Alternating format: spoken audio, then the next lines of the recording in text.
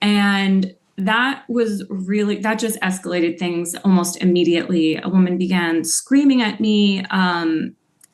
She was already screaming at the police. Then she started screaming at me that they needed to get me out of there. And almost immediately, a group of like 100 guys encircled me and just started shouting like just vile insults at me. They were saying, "You're a waste of semen, you're a failed abortion." They were threatening to rape me. Telling me to go back to Palestine. And I also just want to say that I was standing right next to a long line of police. And as this began to happen, I moved closer to the police because I thought that would afford me some safety. And I was wrong because they did not do anything to intervene. And they really just stared straight ahead with their eyes glazed over as if no crime, nothing was happening before their eyes. I want to play a little bit of the footage here, if we can roll that control room. You see, the fact that you guys let her in is the fact you guys want violence. When we went close to them, you're a little idiot. I live here. I'm allowed to be here just as much as you are. You're some weird ass pro-Palestinian motherfucker. Is that you? You want someone to bend you over and fucking rape you like they're doing to the Jews in fucking Palestine? I'm trying to take a video.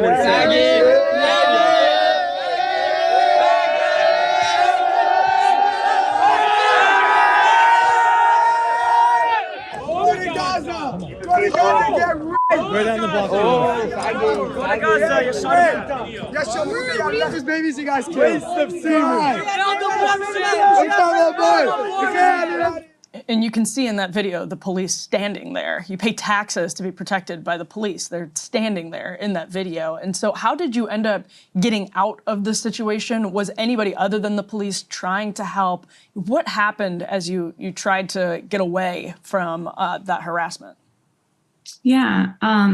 So as I tried to leave the situation to get away, another officer from somewhere else on the street came over and he saw this mob following me and he tried to escort me home. And so we walked in the direction of my home and this mob of men followed. And as they followed, they were again saying, "Go back to Palestine," and in Hebrew shouting "Death to Arabs." They were kicking me in the back repeatedly. They were throwing things at my head. They hurled a trash can at me. They threw a traffic cone at me. They were spitting. It was really scary. And at a certain point, I realized that I couldn't lead this mob to my home, that wouldn't be safe for me. And I turned on a different street away from the direction of my home, where they kind of cornered me and this one officer against a building, which is where they started like throwing the trash can and the traffic cone at me. And I really I didn't know what to do or where to go because I couldn't go home and the police weren't there to stop. I mean, they were there, but they weren't stopping this. Mm-hmm. And it was really terrifying. Finally, as we're cornered against this building, a cop car pulled up in the middle of the street and I just ran for my life through this crowd of men who were shouting, "Get her." And I jumped in the back of the police car and then those police drove me to my house. Now, what were you thinking as you're kind of going down the street and the mob is around you? Because I'm reminded of this time where I got jumped by 3 guys in an alley behind my apartment. And I remember thinking, don't go down. Because I knew that if I went down onto the ground, then you're dealing with feet rather than just fists, and I was eventually able to get away without actually going down onto the floor of the alley.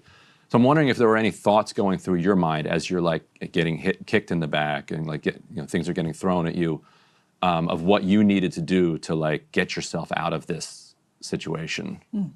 Yeah. I mean, I will say I have a very strong fight instinct, and I was fighting very hard to repress it in those moments because I knew that they wanted me to respond in that way. They wanted me to fight back so that they could escalate things and have an excuse to hurt me further.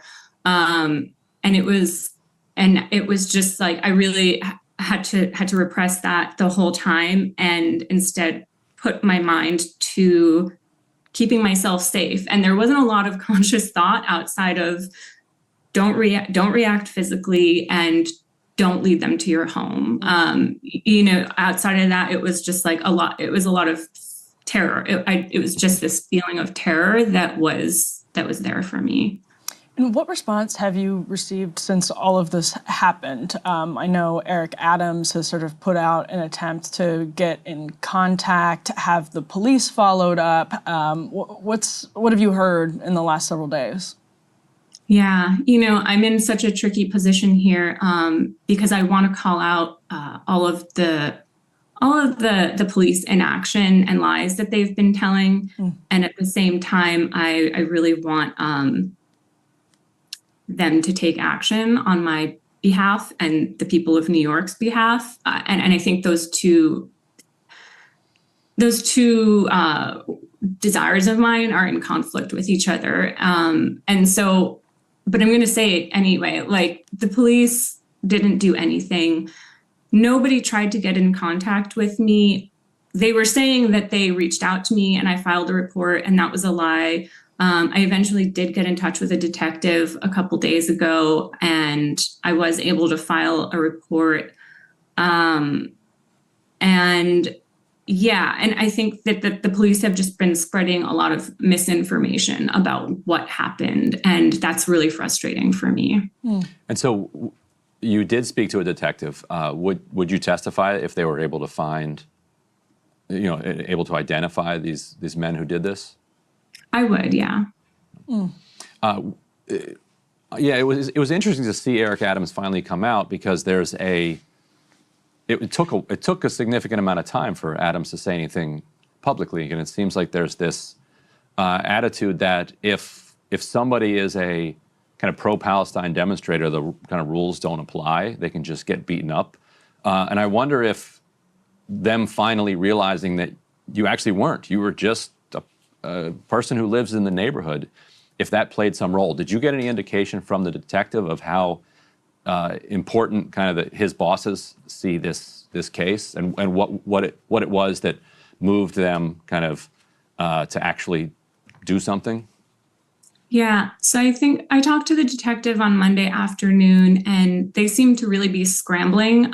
He had told me that they had only just gotten the directive that they were going to be investigating this like a couple hours prior. So this all happened on Thursday night, where the police, again, watched it happen, and they didn't take any action until this video went viral over the weekend. And the pressure, and then there was pressure on the mayor and the NYPD.